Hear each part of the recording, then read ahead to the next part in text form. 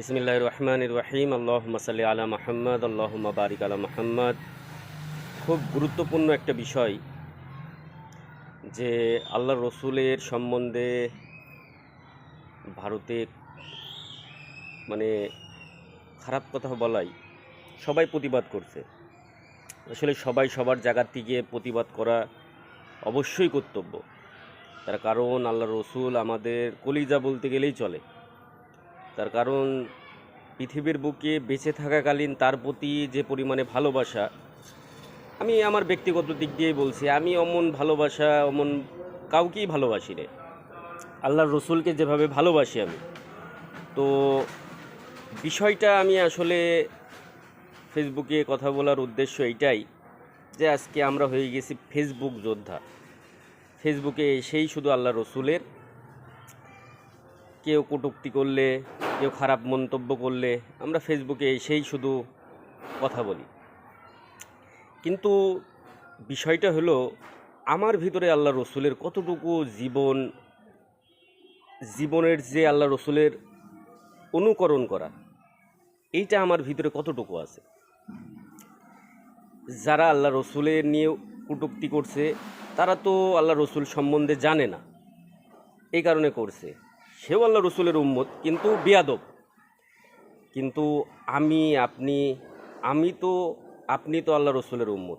আমার আপনার ভিতরে কতটুকু আল্লাহ রসুলের মহাব্বত আছে, কতটুকু আল্লাহ রসুলের সুন্নত আছে, কতটুকু আল্লাহ রসুলের অনুকরণ করছি আমরা, এটা কিন্তু খুবই গুরুত্বপূর্ণ একটা বিষয়। আমরা কিন্তু এদিকে কোনো কিছু ভাবি না। আমার নিজের নিয়ে কোনো ফিকির নেই, পরের নিয়ে আমরা পড়ে আছি। কিন্তু আসলে এটা হওয়া উচিত না। আমার সকাল থেকে নিয়ে শুরু করে, ঘুমের থেকে ওঠা নিয়ে শুরু করে একদম ঘুমানোর আগ পর্যন্ত আল্লাহ রসুল যেভাবে জীবন অতিবাহিত করেছে, আমাদেরকে ওইভাবে অতিবাহিত করা উচিত। হয়তো বা আমরা পারবো না, কিন্তু যতটুকু পারা ততটুকু চেষ্টা করা। আমরা কতটুকু আল্লাহ রসুলের জীবনে পড়েছি, কতটুকু জানার চেষ্টা করি যে আল্লাহ রসুল এই সময় কি করতেন, সকালে উঠে কি করতেন, উনি দুপুরে মানে খাওয়ার সময় কি করতেন, খাওয়ার পরে কি করতেন। মানে এক কথায় যাবতীয় সব কিছুর ক্ষেত্রেই আল্লাহ রসুলের অনুসরণ করা। এই ক্ষেত্রে আমার আপনার উচিত যে আল্লাহ রসুলের অনুকরণ করা, আল্লাহ রসুলের জীবনী এখন আমাদের বর্তমানে পড়া এবং সেই থেকে জীবন গড়ার চেষ্টা করা।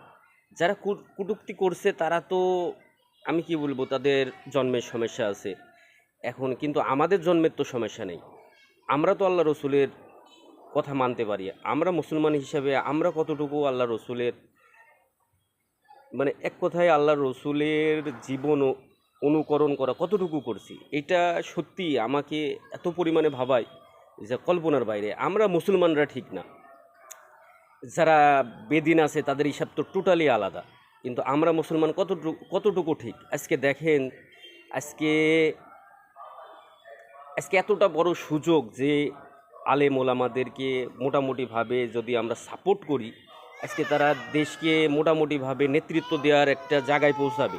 কিন্তু আমরা কতটুকু কি করছি, কতটুকু আমাদের ভিতরে তাদেরকে সাপোর্ট করার একটা মন মানসিকতা নেই।